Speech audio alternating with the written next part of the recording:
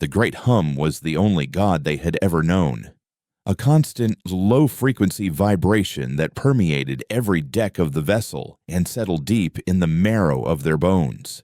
For uncounted generations, it had been the metronome of their existence, the thrumming heartbeat of their sealed universe, so constant that its absence was unimaginable, a concept as abstract and terrifying as a world without gravity.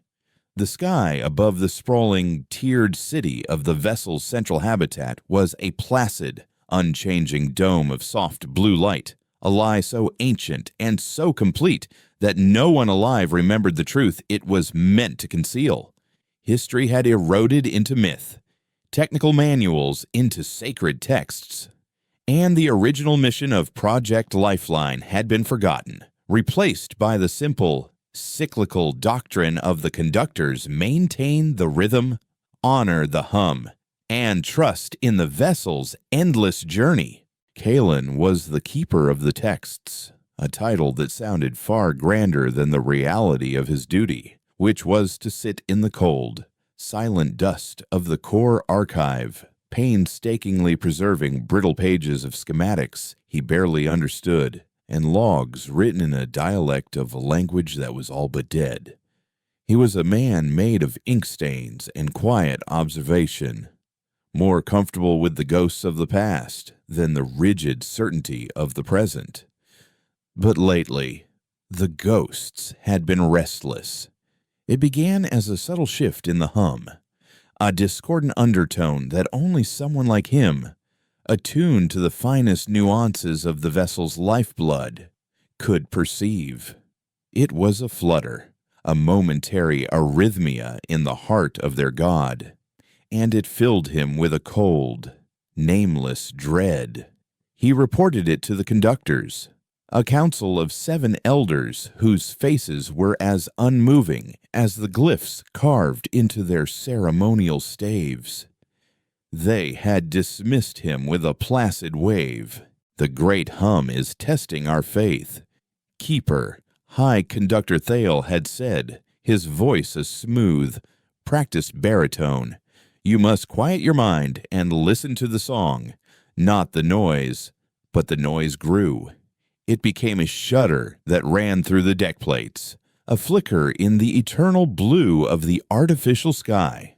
For the first time in living memory, the lights of the habitat dimmed, plunging the city into a terrifying twilight for a full 7 seconds before they sputtered back to life. Panic. A contagion long dormant in the vessel's placid society began to spread. The conductors responded with more sermons, more empty rituals, urging the populace to chant in unison, to match their own resonance with that of the hum and soothe the troubled spirit of their world. Kalen knew it was useless. Their faith was a blanket thrown over a machine, and the machine was breaking.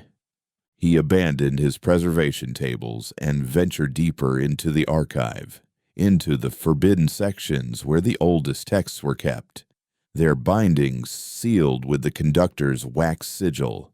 With trembling hands, he broke the seals, unearthing data slates and logbooks that hadn't seen the light in 1,000 years.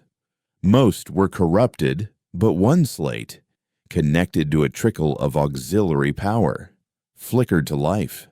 He worked for 3 days, subsisting on nutrient paste and recycled water, cross-referencing faded star charts with fragmented engineering reports, his mind slowly piecing together a truth more terrifying than any doctrinal heresy. The vessel was not on an endless, holy pilgrimage.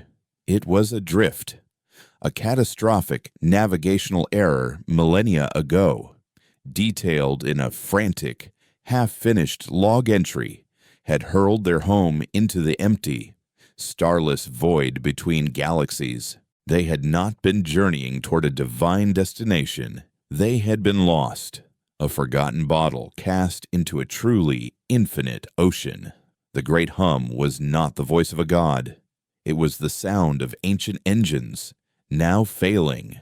cannibalizing their own components just to keep the life support running. As this devastating revelation settled over him, the vessel screamed. It was a shriek of tortured metal, a groan of structural integrity pushed beyond its limits. Kalen was thrown against a console as the entire archive tilted, its towering shelves of priceless knowledge crashing down in a cascade of paper and dust. The placid blue sky vanished, replaced by a sight no living human had ever witnessed: a spray of diamond-hard points of light against a truly black canvas. Stars, the raw, unfiltered, terrifying beauty of the actual universe. The vessel had drifted back into a galaxy. Out in the habitat, chaos reigned. People streamed from their homes, pointing at the impossible sky, their faces a mixture of awe and primal fear. The conductors stood on the great podium, their authority crumbling as their chants were drowned out by the cries of the terrified populace and the groaning protests of the ship. It was in that moment of celestial revelation and internal collapse that the second new thing appeared. It was not a sight, but a feeling.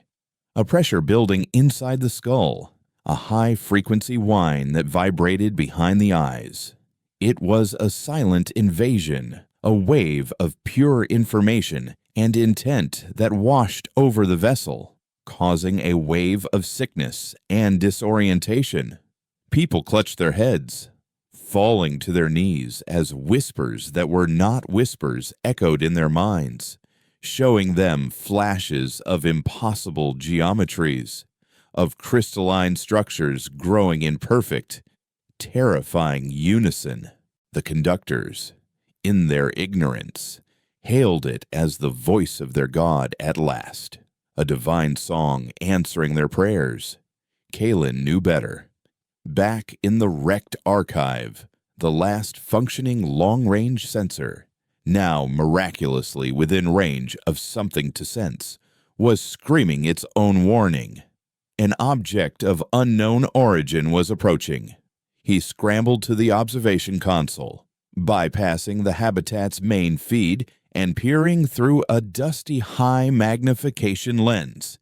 He saw it hanging in the void, a thing of impossible design, a ship that looked less built and more grown, a lattice of shimmering, crystalline material that seemed to fold in on itself, defying the laws of perspective.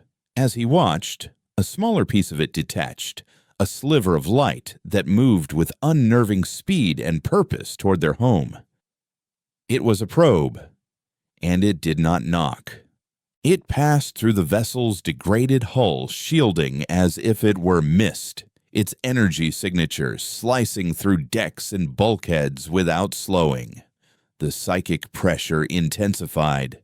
Kalen could feel the alien presence now, not as a mind, but as a vast, unfeeling intellect, a cosmic tuning fork that had detected a discordant note in the symphony of space. That note was them. It wasn't examining them, it was diagnosing them, classifying their chaotic, individualistic human thoughts as a painful, anarchic sickness. It saw their existence not as life, but as a flaw in the pattern, a screech of static that needed to be erased. He saw High Conductor Thale on a monitor, his eyes wide with ecstatic tears, proclaiming, "It is a sign. The hum has sent its messenger to bring us into the great song." The probe's passage was a wave of destruction. Power conduits overloaded, lighting panels exploded, and in the infirmary, every medical monitor flatlined at once. The alien presence wasn't just observing, it was actively harmonizing their technology, a process that involved overloading and destroying anything that didn't resonate with its perfect, sterile frequency. They weren't being tested, they were being cleansed. It was then, surrounded by the ghosts of his ancestors and the ruins of their recorded history, that Kalen made a choice. The stories of the conductors were lies. Their god was a dying machine, and the messenger they prayed to was an exterminator. But the texts, the true texts, were not just stories. They were instructions. Following a frayed bundle of cables to an emergency power conduit, he found what he was looking for, a console labeled Aegis Defense Grid. It was a system so old, its existence was a heresy, a weapon of war from the forgotten time before the great journey began. The conductors had taught that such things were relics of a fallen, violent age, blasphemies against the peaceful rhythm of the hum. Kalen placed his hand on the activation panel. It was cold, silent, dead, but he had seen the schematics. He knew its heart was not here. It was powered by a dedicated auxiliary core, a system designed to outlast the ship itself. He raced through the damaged corridors, the psychic whine of the chorus probe growing louder, closer. He found the access panel behind a tapestry depicting the vessel's mythical departure from a star of fire. Ripping it aside, he forced the rusted hatch and descended into the ship's guts. There, dormant and silent, was the core. He followed the instructions he had memorized from a 3,000-year-old manual, rerouting the last dregs of emergency power, his hands moving with a desperate certainty he did not know he possessed. A deep thrum, entirely separate from the great hum, vibrated up through his feet. The Aegis was awake. When he returned to the archive, the console was lit with a blood-red glow.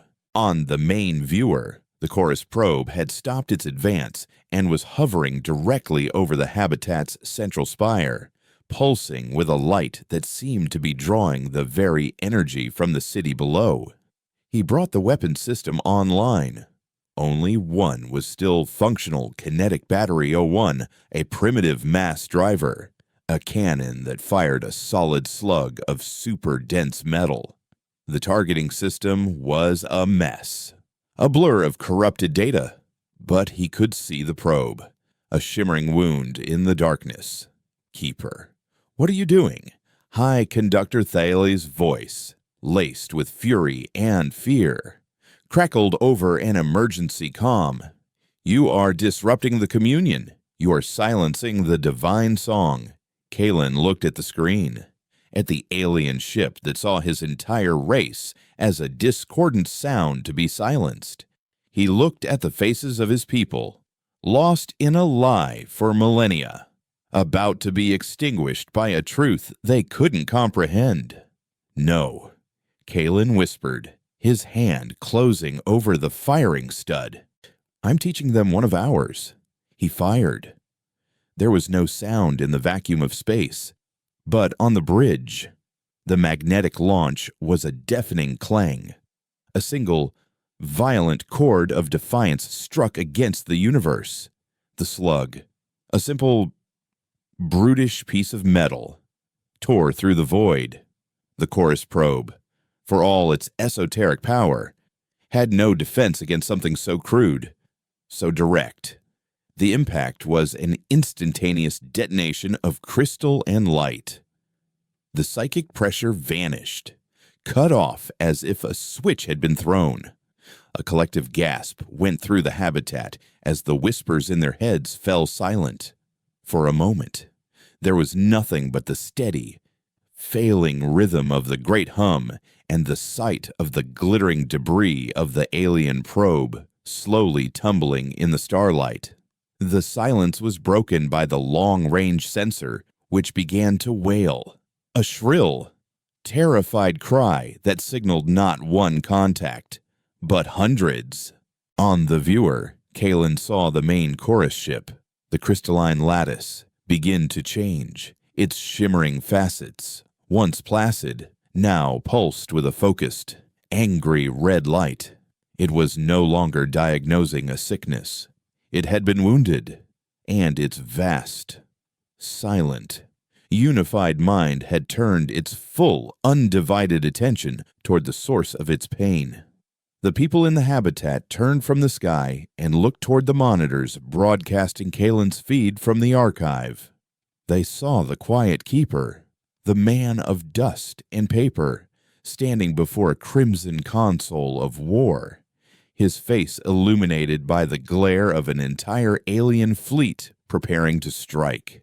He had shattered their faith and broken their peace. He had killed a messenger of God, or murdered an angel, but he had also, for one brief moment, made the screaming stop. In their eyes was not gratitude, but the devastating weight of a new and terrible question. What have you done to us? The accusation in their eyes was a physical weight, heavier than the failing gravity. Kalen stood in the ruins of the archive, the crimson light of the Aegis console painting his face in the color of war, and felt the collective shock of his people coalesce into a single, pointed question. High Conductor Thele was the first to give it voice. He and the other conductors strode into the chamber, their ceremonial staves tapping a furious, broken rhythm on the deck plates. Thale's face, usually a mask of serene authority, was a twisted knot of rage. "Heretic," he bellowed, his voice amplified by the chamber's sudden silence. "You have struck down a divine messenger. You have deafened us to the great song and invited damnation upon us all." He pointed a trembling finger not at the alien fleet gathering on the viewer, but at Kalen.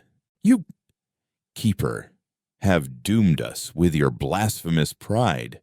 You have broken the first covenant of peace." The people watching on the monitors, their fear needing a target, began to murmur their agreement. He was the one who had touched the forbidden things, the one who had answered a divine call with a primitive act of violence. He had woken the sleeping giant. But before Kalen could find the words to defend an action he himself was only just beginning to process, another voice cut through the rising tide of panic. It was Ilara, chief engineer of the lower decks, a woman whose faith was in pressure seals and energy conduits, not ancient chants. She pushed through the crowd, her face smudged with grease and grim determination.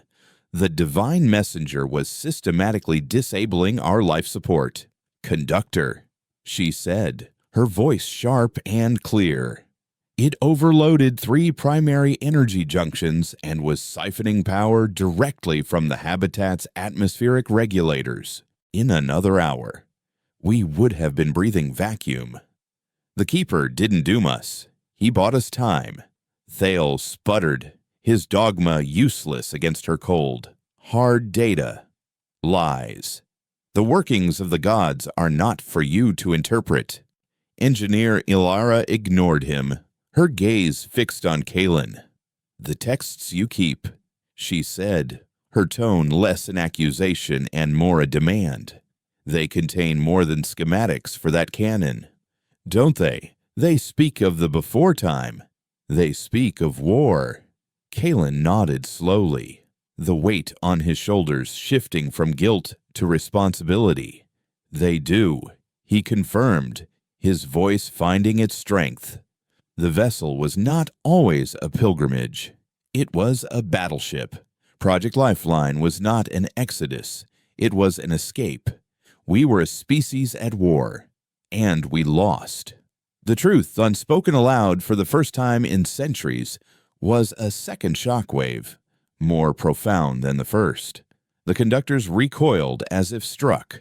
The myth of their peaceful, chosen people, a lie carefully maintained for 100 generations, had just been vivisected in the open.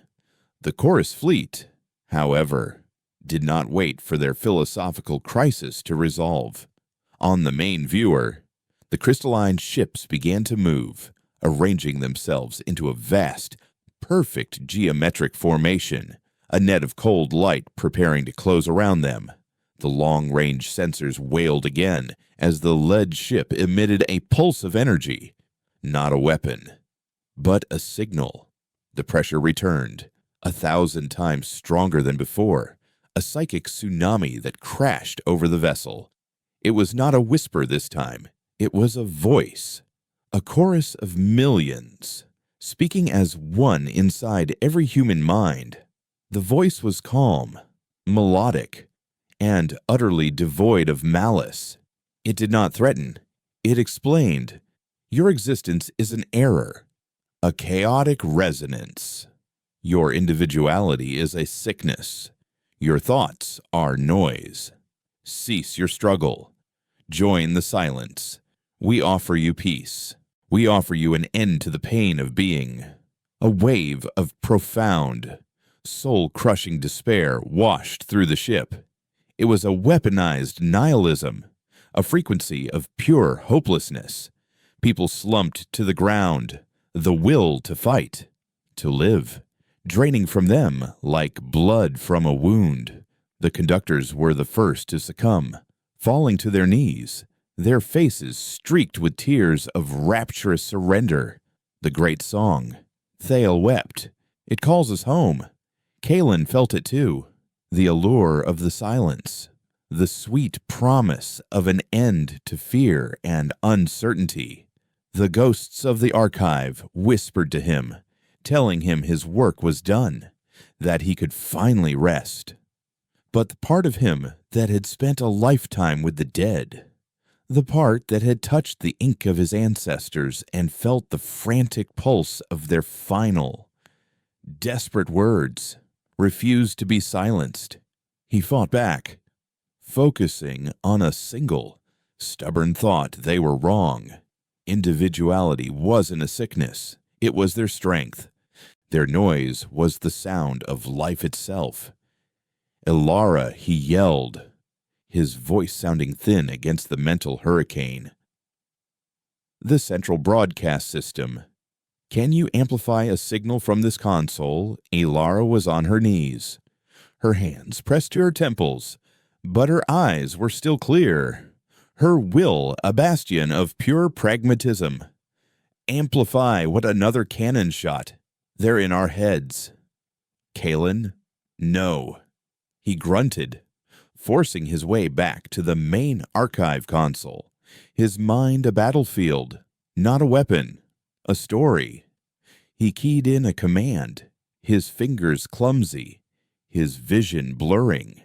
He was searching for one specific file, the oldest readable entry in the entire archive, the one he had always thought was a work of fiction, a creation myth, the first log. It was a voice recording, corrupted and laced with static, but intact. "The ship's comms are a mess," Ilara said through gritted teeth, pushing herself to her feet. "But the emergency broadcast is on a separate, hardened circuit. It's ancient, but it's self-powered.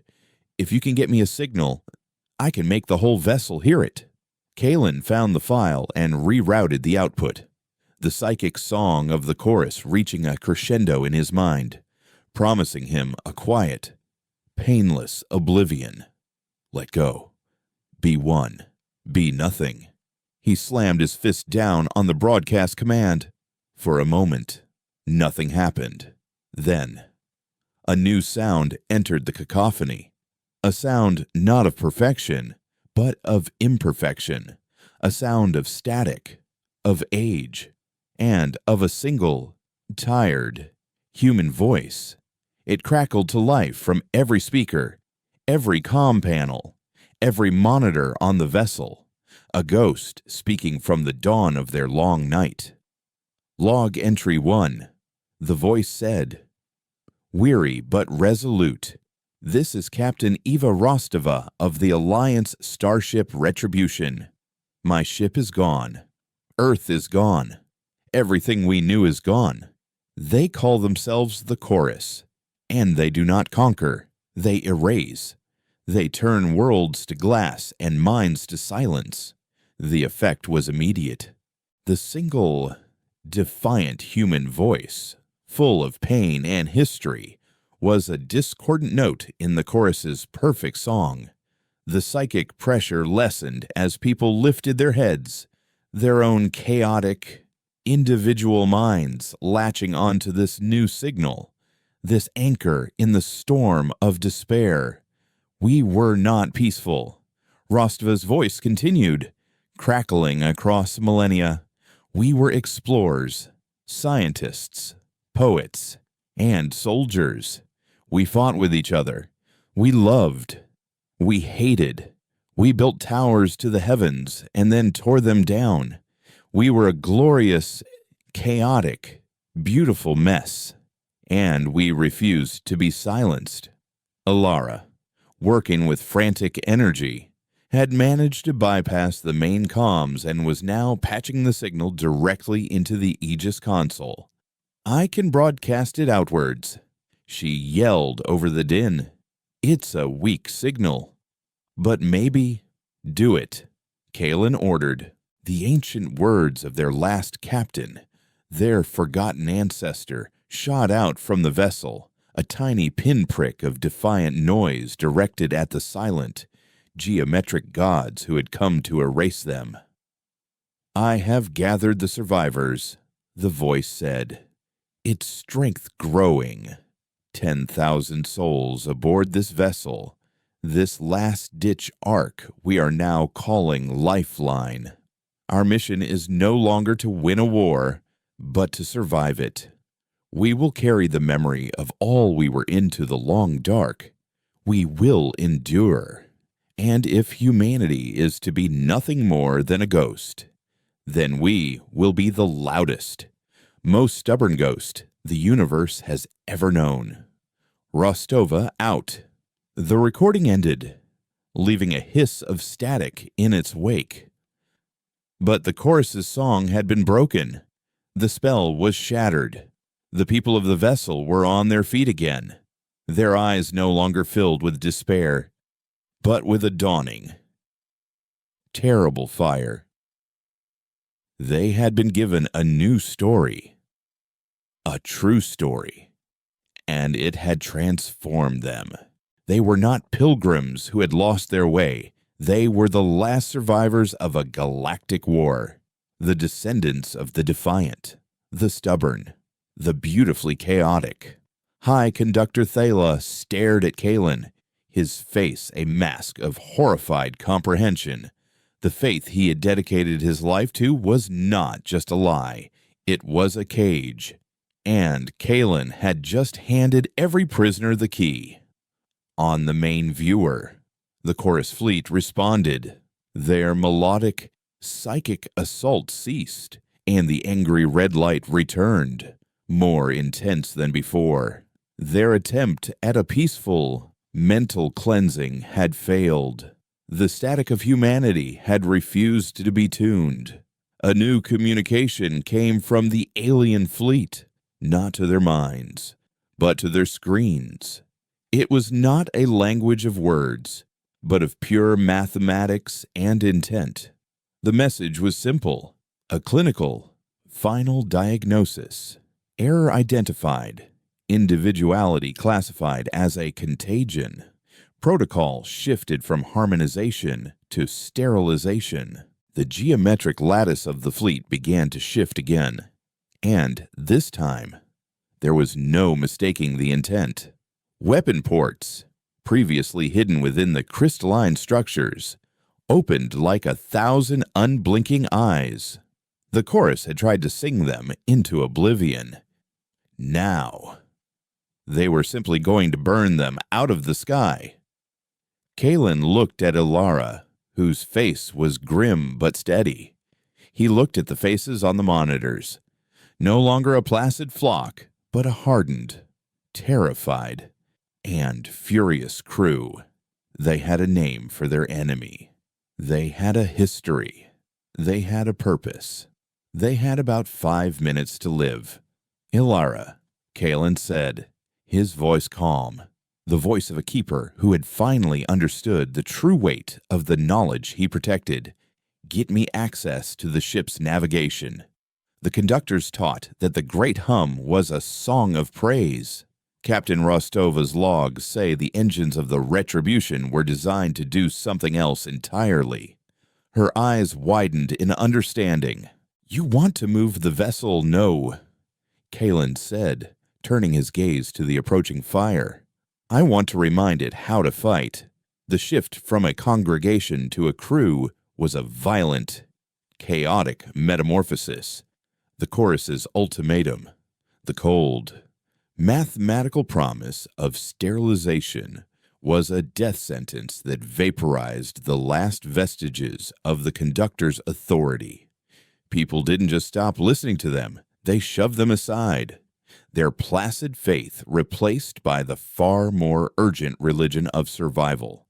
The Habitat, a city built for peace and contemplation, became a sprawling, makeshift command center. Ilara's voice, broadcast on the emergency channel, became the new scripture, a litany of technical commands and damage reports that replaced the old, empty chants.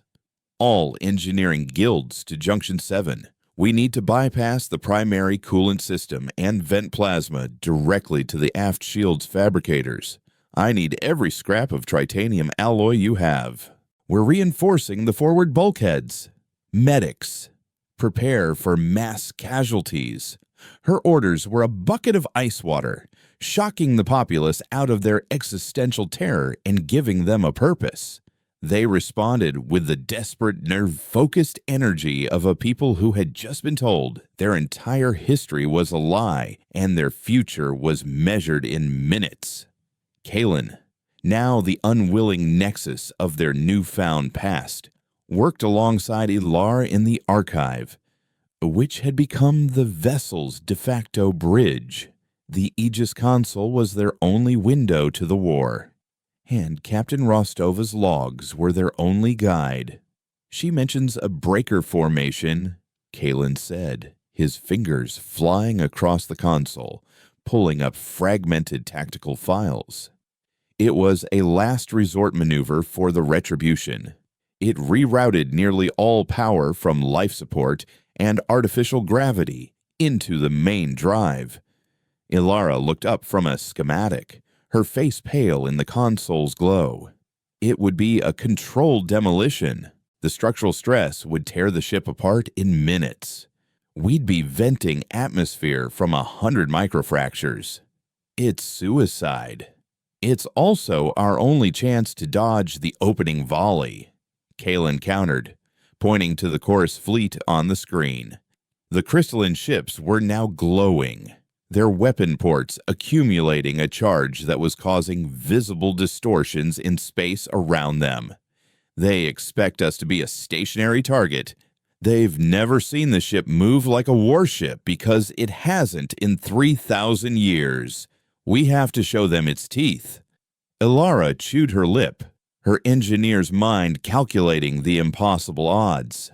The main drive hasn't been fired at that capacity since Rostova. The injectors are fused. The magnetic containment is degraded. If we try this, the engines might not just fail, they could detonate. Then we die fighting instead of waiting. A new voice said. It was Jorik, the massive, silent head of the ship's security detail, a man who had spent his life policing a populace that had forgotten the meaning of crime. He and his small team, their ceremonial stun batons now looking tragically inadequate, had formed a protective cordon around the archive. "The engineer is right about the risks," Jorik said, his gaze fixed on the enemy fleet. "But the Keeper is right about the alternative. Tell us what you need. We'll make it happen." That was the turning point. The decision was made. Ilara began barking a new set of orders, not just to her engineers, but to every able-bodied person on the vessel. It was a race against time, a desperate attempt to resurrect a ghost. Teams swarmed into the engine room, a vast cathedral-like space that had been treated as a holy sanctum for centuries. They followed Ilara's instructions, relayed via comm beads, using brute force and ingenuity to unseal conduits and pry open fused relays that hadn't been touched since the ship was first launched. They worked in near darkness, the ship's power being diverted, the great hum faltering and groaning like a dying beast. On the Aegis console, Kalen watched the chorus's energy signatures peak. The first volley was imminent. Ilara. Now he yelled. It's now or never. Brace for surge. Ilara's voice screamed across the ship. There was a moment of terrifying silence as the great hum died completely, plunging the vessel into an abyss of stillness it had never known. The absence of the vibration was profoundly wrong, a deep, cellular violation. Then came a sound unlike any they had ever heard. It was not a hum, it was a roar, a deep, guttural, world-shaking roar as the main drive ignited for the first time in millennia. The entire vessel screamed and bucked like a living creature spurred into a gallop. Kalen was thrown from his chair as the deck plates groaned and the artificial gravity fluctuated wildly. Lights exploded, and the air filled with the smell of ozone and burning metal. In the void, the vessel, which had drifted placidly for ages, leaped forward. It was a clumsy, brutal surge, a staggering lurch more than a graceful maneuver, but it was enough. An instant later, the space they had just occupied was filled with a storm of incandescent energy. 1,000 beams of coherent light, fired with perfect, geometric precision, converged on nothing. The chorus's opening salvo, powerful enough to atomize a small moon, had missed.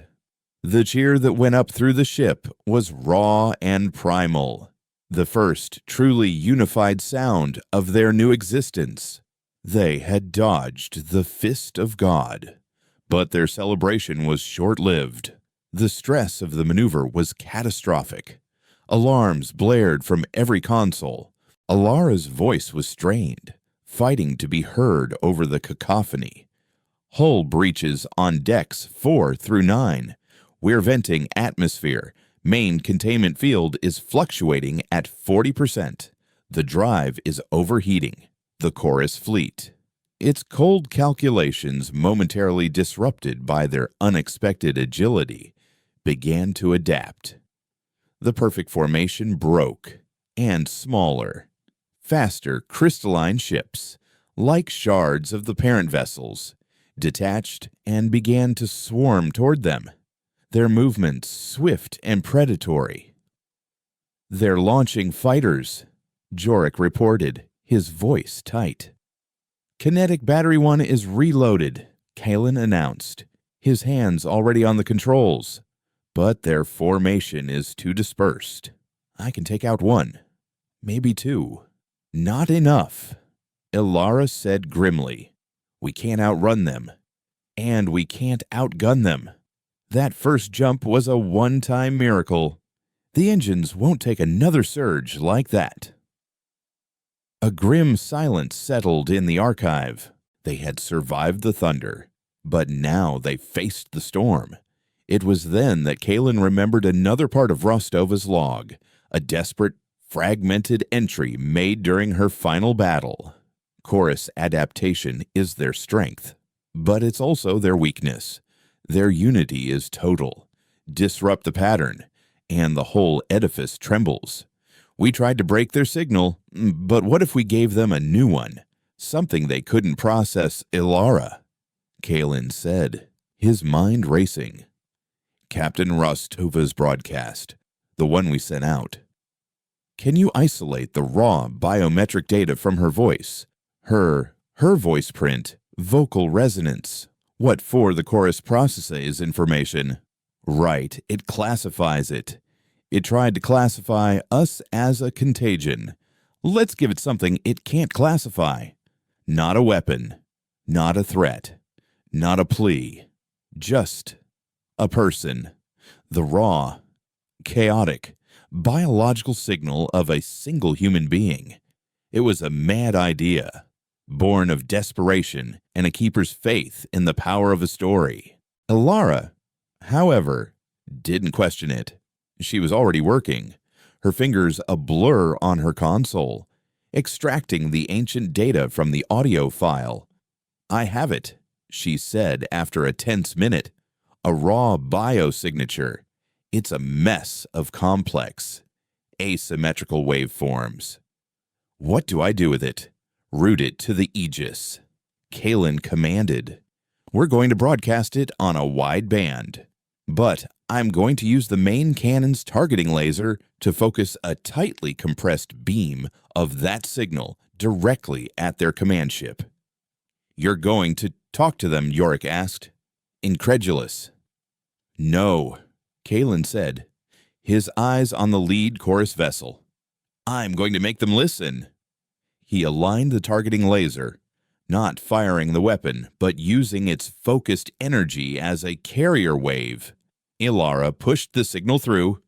In the void, an invisible, silent spear of pure information lanced out from the vessel.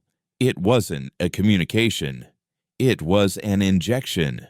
A single, complex, chaotic human voice print. The ghost of Ava Rostova, fired directly into the heart of the chorus's unified consciousness.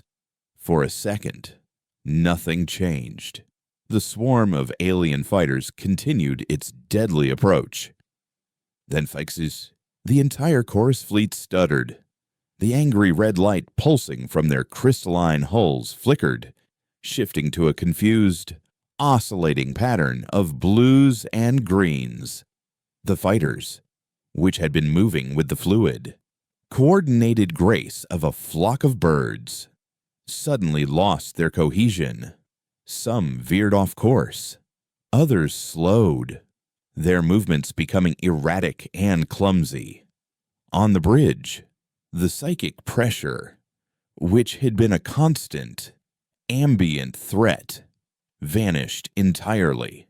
They had not destroyed the chorus's mind. They had infected it. They had introduced a single, unclassifiable variable, the sound of one unique, defiant, long-dead woman into their perfect, logical system, and it had caused the entire network to hang, like a machine caught in an infinite computational loop. "It's working," Ilara whispered, her voice filled with disbelief. "They're confused." The chorus fleet was in disarray. The command ship, the target of their signal, was pulsing wildly, and the smaller vessels seemed adrift, their movements now random and disconnected. They had broken the song. "Now," Jork growled, his hand gripping the hilt of his useless baton. "While they're blind, we hit them." Kalen's hands flew to the cannon controls. He had a clear shot at the command ship. One well-aimed slug could potentially decapitate their entire command structure.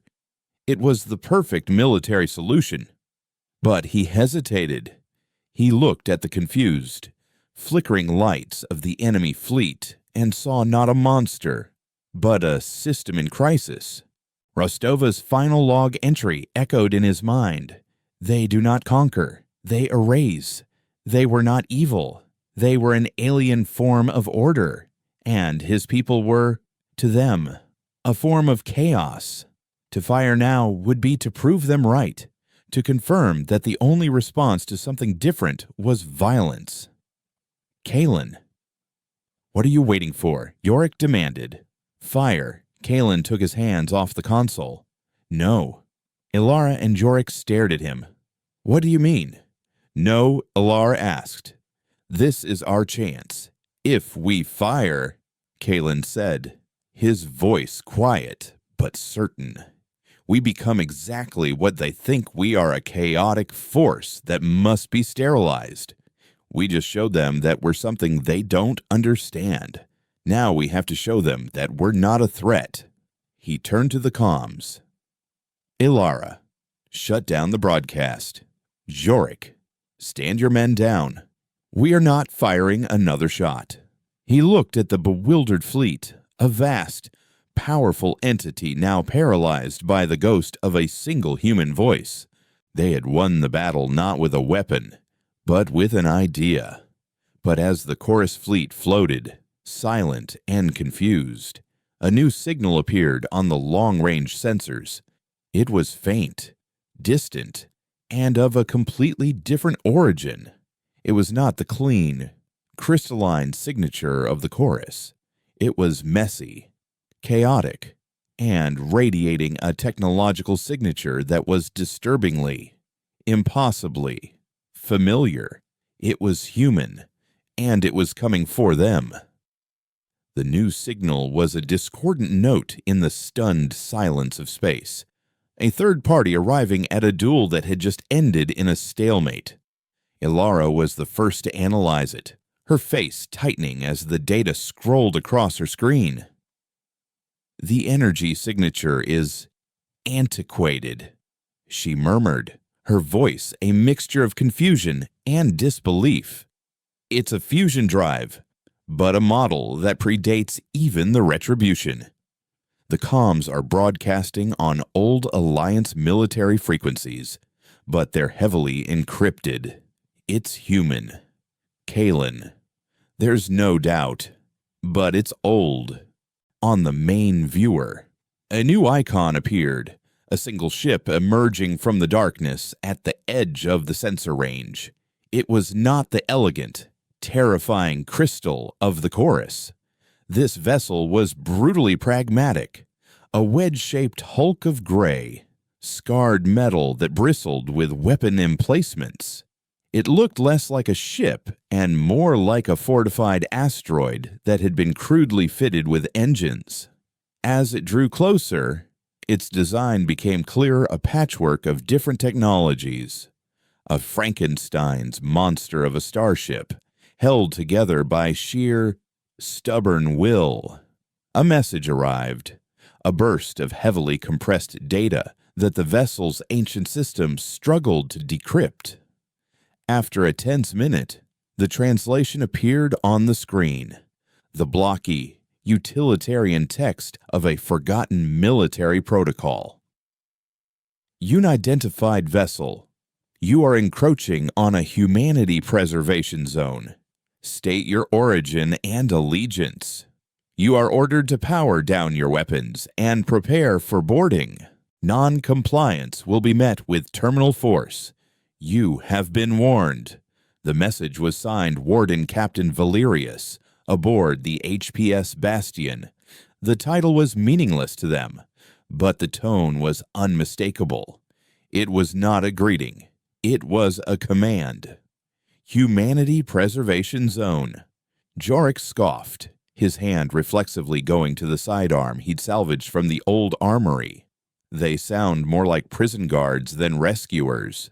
The chorus fleet, still paralyzed by Kalen's ghost signal, began to stir. The flickering lights on their hulls stabilized, shifting from confused blues and greens back to a steady, watchful amber. They seemed to be aware of the new arrival, but were holding their position, observing, processing. "They don't know who we are," Kalen realized. They see a ship of unknown human origin in a standoff with a chorus fleet. They've drawn their own conclusions. And their conclusion seems to be that we're the problem, Ilara added grimly. She pointed to a new set of energy ratings. "Their weapon ports are open. They're targeting us, not the chorus." The situation had inverted with breathtaking speed. They had just survived an encounter with an alien god, only to find themselves under the guns of what could only be other humans.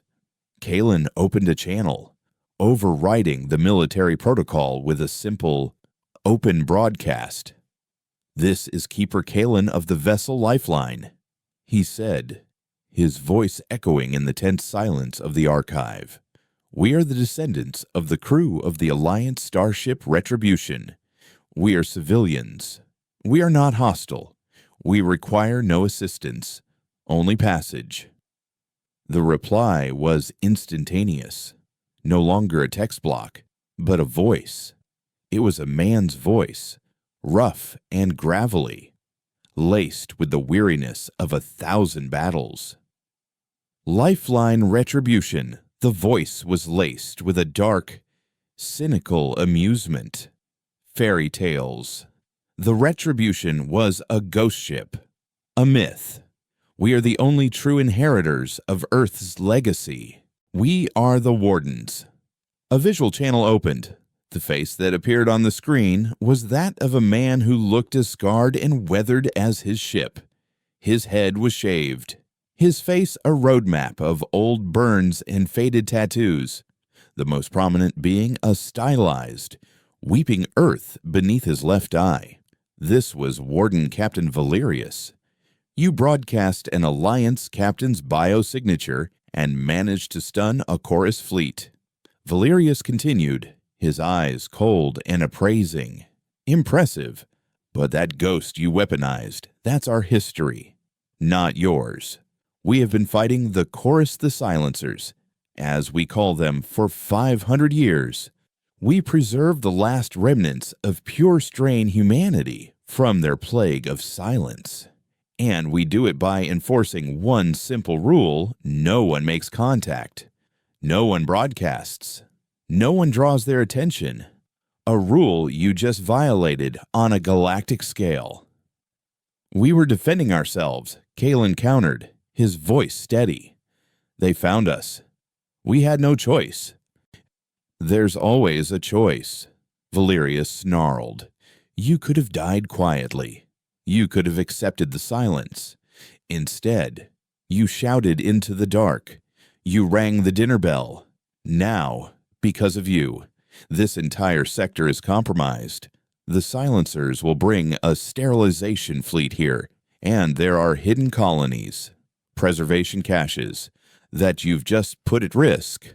His logic was brutal, the cold calculus of a man who had made too many impossible choices. They were not allies. They were a liability. "What do you want from us?" Ilara asked, her voice cutting straight to the point. "Your ship," Valerius said flatly. "The Lifeline is a pre-war vessel, a battleship. Our fleet is patched together from scrap and salvage. A ship like this could turn the tide. More importantly, your archives. The complete, uncorrupted history of the Alliance. That knowledge is a weapon far more powerful than any cannon. We will take your ship and its archives. We will transfer your people to a secure colony where they can live out their lives in safety. And in silence." It was not a negotiation. It was a confiscation. They were being preserved, which sounded chillingly like being caged. "And if we refuse," Yorick growled. Valerius's lips curled into something that was not quite a smile. "Then we will consider you contaminated, tainted by your contact with the Silencers. And the Wardens have a protocol for contamination." The threat was clear. He would destroy them himself to prevent the Chorus from doing it. Kalen looked from the cold, hard face of the Warden on his screen to the silent, watching eyes of the Chorus fleet. They were caught between two impossible forces, an alien entity that wanted to erase their minds and a human faction that wanted to steal their history and imprison their bodies. One offered the peace of oblivion, the other the safety of a gilded cage. He felt a surge of cold fury. They had not clawed their way back from the edge of extinction, rediscovered their own history, and faced down a cosmic horror just to surrender their identity to a different kind of tyrant. The history you want to preserve is not a weapon to be hoarded. "Captain," Kalen said, his voice ringing with the authority of 1,000 generations of keepers. "It is a story that belongs to all of humanity, not just the ones who appoint themselves its guardians. We will not surrender our ship We will not surrender our history. We will not be preserved. We will live." Valerius's expression hardened. "A pretty speech. But you are one ship, damaged and alone. I have a battle group. Your story ends here. Keeper." He cut the channel. On the tactical display, the Bastion began to advance, its smaller escort ships moving into an attack formation. But as they did, something unexpected happened. The Chorus fleet, which had been passive and observant, moved. The crystalline ships did not power their weapons. Instead, several of the smaller vessels moved with incredible speed, positioning themselves between the Lifeline and the approaching Warden fleet. It was not an attack formation. It was a shield. A new message appeared on Kalen's screen. It was not from the Wardens. It was from the Chorus. The language was still mathematical, but the intent had changed. The aggressive, clinical tone was gone, replaced by something else. Something akin to curiosity. Query: the chaotic signal designation Rostova you broadcast. It is a record of a singular, non-repeating entity, yet you act to preserve other singular entities. Your logic is inconsistent with the expected response of a chaotic system. You defend the pattern of others. Kalen stared at the message, a slow dawning understanding blooming in his mind. The Chorus was a unified consciousness, a single entity. They could not comprehend the concept of one individual fighting for the rights of another, his refusal to fire on them when they were vulnerable, his defiance of the Wardens. These actions were a paradox to them. They were illogical, and therefore fascinating. Further data is required, the message concluded. The sterilizing variable designation Wardens is interfering with data acquisition. We will remove the interference. Before anyone on the Lifeline's bridge could process what was happening, the Chorus fleet attacked. But they did not attack the Lifeline. A blinding web of light erupted from the crystalline ships, a perfectly coordinated volley that struck the Warden fleet with devastating precision. The Warden escort ships, caught completely by surprise, vaporized in silent, brilliant explosions. The Bastion, its shields flaring violently, was thrown back, its scarred hull glowing from the impact. Valerius's voice, now laced with disbelief and fury, screamed over an open channel. "What is this treachery? You've allied yourselves with the Xenos. You're not just contaminated, you're traitors to your own species." Kalen watched the unfolding battle, his mind reeling. They were being defended by the very entity that had tried to erase them moments before. They had not just confused the Chorus, they had changed it by showing them a different aspect of humanity, not just chaos, but empathy, defiance, and the illogical courage to protect others. They had altered the fundamental equation. The ghost of Eva Rostova had not been a weapon of war. It had been a key, unlocking the Chorus's capacity for something other than erasure. On his screen, the Warden ship, heavily damaged, began a desperate retreat, firing wildly as it fled into the darkness. The Chorus fleet did not pursue. They simply reformed their silent, geometric pattern around the Lifeline, their lights now a soft, inquisitive blue. They were no longer executioners. They were scholars. And the Lifeline was the most interesting book in the universe. The silence that followed the Warden's chaotic retreat was more profound than any they had ever known. It was not the empty silence of the void, but the charged, watchful silence of a question hanging unanswered in the air. The Chorus fleet maintained its protective, almost reverent formation around the Lifeline, their crystalline hulls glowing with a serene blue light that felt less like a threat and more like the illumination in a vast, silent library. They had become, in the span of a few impossible minutes, their saviors and their captors. Kellen stood on the makeshift bridge, the weight of his next words feeling heavier than the entire history he protected. He was no longer just the keeper of the texts. He was the de facto ambassador for the entire human race to a cosmic intelligence they had nearly gone to war with. He had no protocol, no training, no precedent for what came next. All he had was the truth. He opened a channel, directing it not at any single chorus ship, but at the unified consciousness he now knew was listening. He didn't use a military frequency or a formal diplomatic channel. He used the same open, honest broadcast he had used with the Wardens. "My name is Kalen," he began, his voice steady. "You tried to silence us because you saw our individuality, our chaos, as a flaw. You saw our thoughts as noise. You are not entirely wrong. We are a discordant species. We are explorers and destroyers, builders and betrayers. The man who just fled, Warden Captain Valerius, he is human. His desire to control, to dominate, to preserve our story by locking it in a cage that is a part of our song.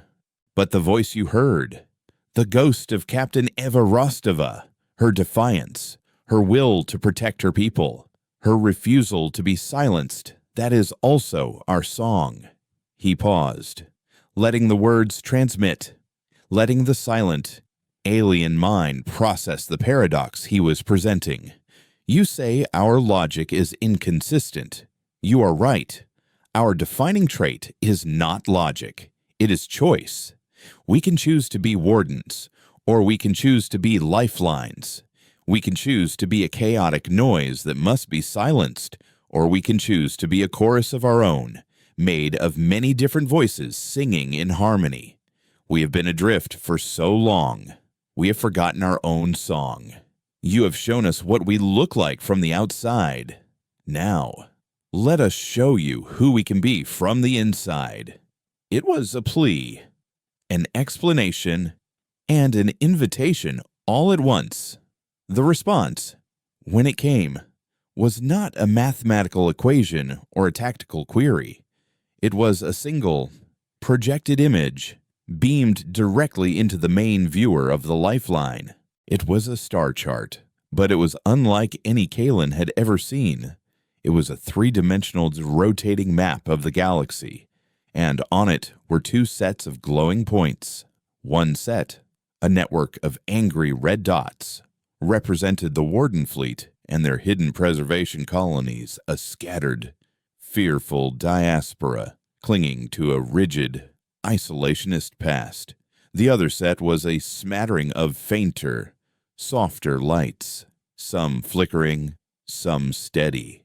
"These are the other echoes," the chorus communicated, the intent clear in the shifting patterns of the map. "Other lost ships, other forgotten colonies, descendants of the chaos you call humanity. They sing their own songs in the dark, unaware of each other. The Wardens hunt them, seeking to add them to their silent collection. You are not the last. You are merely the first we have heard clearly."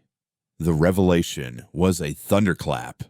For millennia, they had believed themselves to be utterly alone, the sole inheritors of a forgotten legacy. But they were just one scattered tribe. The chorus, in its vast, silent travels, had cataloged them all. The map was the single most valuable artifact in their history, a directory of their entire lost species. "Why are you showing us this?" Alara whispered, her voice filled with awe. "The Warden protocol is logical but terminal," the chorus replied. "It leads to stagnation, silence, and eventual extinction. Your protocol, the Lifeline Protocol, is illogical, chaotic, and unpredictable. It could lead to your destruction, or it could lead to a new form of resonance we have not yet encountered. The potential for new data is compelling. We will continue to observe. The star chart resolved into a single, blinking coordinate. This is the nearest echo, a colony on a world you once called Kepler 186f. They are under imminent threat from a Warden patrol. Your choice of action will be your next verse in this song. We will not interfere. We will listen. The chorus fleet held its position for a moment longer, a silent, blue constellation of witnesses.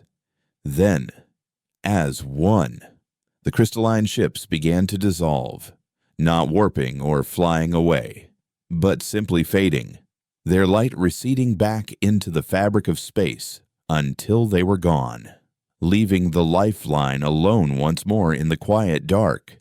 The silence they left behind was different. It was the silence of a blank page, of a future waiting to be written. Kaelin looked at the faces around him, at Ilara, her mind already racing with calculations for the journey, at Jorich, whose grim resolve now had a new, more hopeful direction. He looked at the monitor showing the people in the habitat, their faces upturned, no longer prisoners of a lie, but citizens of a vast, unknown, and dangerous universe. The choice was theirs. They could flee, find a quiet corner of the galaxy, and hide, becoming just another flickering light for the Wardens to hunt. Or they could embrace the truth of what they were not, a peaceful pilgrimage, but the Starship Retribution, remade as the Lifeline. They could answer the call of their own history. Ilara, Kellen said, his voice calm and clear, the voice of a man who had finally found his true purpose. Set a course for Kepler 186f. Her fingers flew across the navigation console, a smile spreading across her tired face. The main drive is damaged. The hull is barely holding, and we have enough power for one more jump before the engines melt. It's a completely illogical choice. I know, Kellen replied, looking at the blinking coordinate, the promise of family, of a new beginning. It's the most human thing we can do.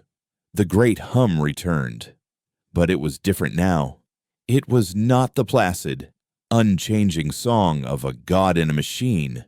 It was the roar of a resurrected battleship, the strained, defiant, and hopeful sound of engines pushing against their limits.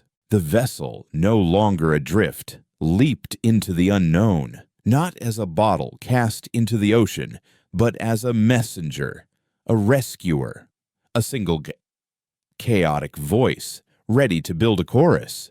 Their pilgrimage had not ended. It had just truly begun. They were no longer just keepers of the old story. They were the authors of the next one. And across the galaxy, 1,000 other lost verses of humanity were waiting to be heard, waiting to join the song. The silence was over. It was time to make some beautiful, glorious noise.